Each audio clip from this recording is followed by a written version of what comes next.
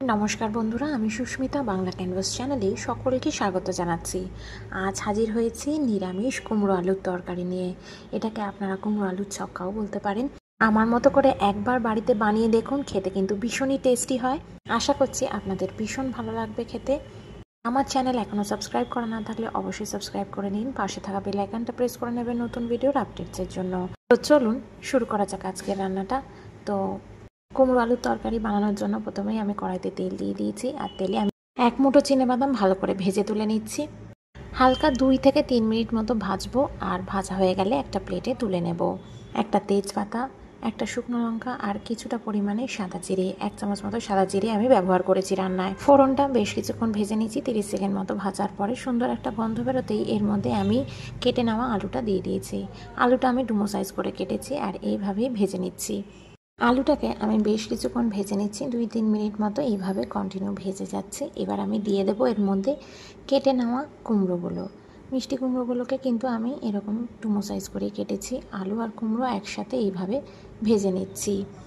এদিকে আলু কুমড়োটা ভাজা হচ্ছে, আর এই সাইডে আমি মিক্সিং জারে নিয়ে নিয়েছি কিছু কাঁচা লঙ্কা, কিছুটা পরিমাণে নারকেলটা ছোটো ছোটো টুকরো করে কেটেছি, আর অর্ধেক টমেটো।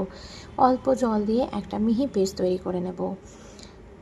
ওদিকে মিহি পেস্ট তৈরি করে নিয়েছি, আর এদিকে আলু আর কুমড়োটা ভালোই ভাজা হয়ে গেছে। এর মধ্যে কিন্তু গুঁড়ো মশলাগুলো দিয়ে দেওয়ার পালা। এক এক করে হলুদ গুঁড়ো, জিরে গুঁড়ো, ধনে গুঁড়ো, শুকনো লঙ্কার গুঁড়ো, কাশ্মীরি লঙ্কার গুঁড়ো আর অল্প আদা কুচি আমি এর মধ্যে দিয়ে দিলাম। আর সব গুঁড়ো মশলা আমি 1 চামচ করে দিয়েছি। অল্প সামান্য জল অ্যাড করে মশলাগুলোকে এইভাবে কিন্তু কষিয়ে নিতে হবে। মশলা দিয়ে যদি খুব ভালো করে কষানো হয় তাহলে কিন্তু কুমড়ো আর আলুটা একসাথে গায়ে লেগে থাকে না, একদম ছাড়া ছাড়া থাকে, আর খেতেও কিন্তু দারুণ টেস্টি হয়।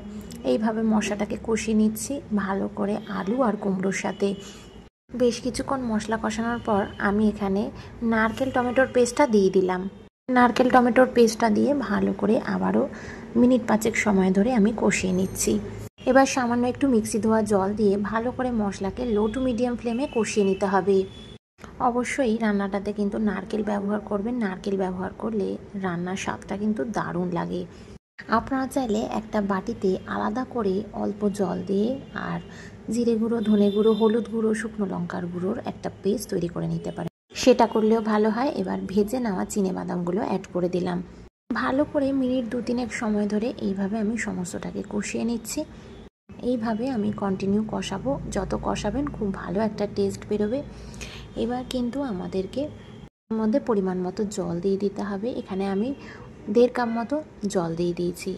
1.5 কাপ মতো জল দিয়ে ভালো করে নাড়াচাড়া করে এবার এটাকে ঢাকা দিয়ে সেদ্ধ হওয়ার সময় দিতে হবে। এবার এর মধ্যে পরিমাণ মতো নুন দিয়ে দিলাম। নুনটা কিন্তু অবশ্যই দিতে হবে, চেক করে নেবেন। নুনটা দিয়ে ভালো করে এইভাবে নাড়াচাড়া করে এবার এটাকে সেদ্ধ হওয়ার জন্য আমি ঢাকা দিয়ে আরও 5 মিনিটের জন্য রেখে দিচ্ছি। গ্যাসের ফ্লেমটাকে মিডিয়ামে করে দিয়েছি। আমি ঢাকা দিয়ে 5 থেকে 7 মিনিট রেখে দিয়েছিলাম আলু আর কুমড়োটা নরম হওয়ার জন্য। আলু আর কুমড়ো কিন্তু বেশ সিদ্ধ হয়ে গেছে, গ্রেভিটাও কমে এসে এর মধ্যে পরিমাণ মতো চিনি দিয়ে দিলাম। নিরামিষ রেসিপি যেহেতু, তাই জন্য অবশ্যই চিনিটা ব্যবহার করবেন, এতে টেস্টটা ব্যালেন্সে আসে। চিনির বিষয়টা নিজেদের হিসাব মতো দিয়ে নেবেন। আপনারা হয়তো ভাবছেন ভাজা মশলার রেসিপিটা আমি দিলাম না কেন, এক্ষুনি দিচ্ছি। প্রথমে শুকনো কড়াইতে দিয়ে দিলাম শুকনো লঙ্কা একটা, দিয়ে দিয়েছি 1 চামচ সাদা জিরে, 1 চামচ মতো ধনে, 1 চামচ দিয়ে দিয়েছি এখানে কালো সর্ষে, দিয়ে ভালো করে সবগুলোই আমি ভেজে নিচ্ছি শুকনো কড়াইতে। 2 মিনিট আমি মিডিয়াম ফ্লেমে ভেজে নিয়েছি। এবার আমি এটাকে মিক্সিং গ্রাইন্ডারে ভালো করে গুঁড়ো করে নিয়েছি। গুঁড়ো করার পরে এবার আমি কিন্তু তরকারিতে এইভাবে 1 চামচ করে ছড়িয়ে দিলাম। ভাজা মশলাটা অবশ্যই দেওয়ার চেষ্টা করবেন, এতে করে কিন্তু গন্ধটা দারুণ আসে। তারপর ভালো করে নাড়িয়ে চাড়িয়ে মিক্স করে আমি এটাকে 3 মিনিট মতো ঢাকা দিয়ে স্ট্যান্ডিং টাইম দিয়ে নিয়েছি। তৈরি হয়ে গেছে। এবার এটাকে নামিয়ে আমি পরিবেশন করে নিয়েছি। বন্ধুরা, এইভাবে রান্না করে রুটি, লুচি, পরোটা, ভাত সব কিছুর সাথেই কিন্তু এই রেসিপিটা দারুণ ভালো লাগে। ডিনার বা লাঞ্চে ইজিলি এটা তৈরি করে আপনারা খেতে পারেন। আমার আজকের এই রেসিপিটা যদি ভালো লেগে থাকে অবশ্যই লাইক, শেয়ার এন্ড সাবস্ক্রাইব করবেন। পাশে থাকা বেল আইকনটা প্রেস করবেন নতুন ভিডিওর আপডেটসের জন্য। ভালো থাকবেন, দেখা হচ্ছে নতুন রান্নার ব্লগে। টাটা।